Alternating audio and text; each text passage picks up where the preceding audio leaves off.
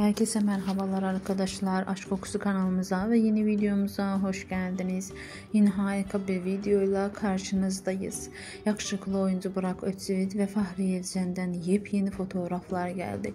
Yeni gelen kareleri sizlerle paylaşıyoruz. Siz de kanalımıza abone olmayı, videomuzu beğenmeyi, bize destek olmayı unutmayın.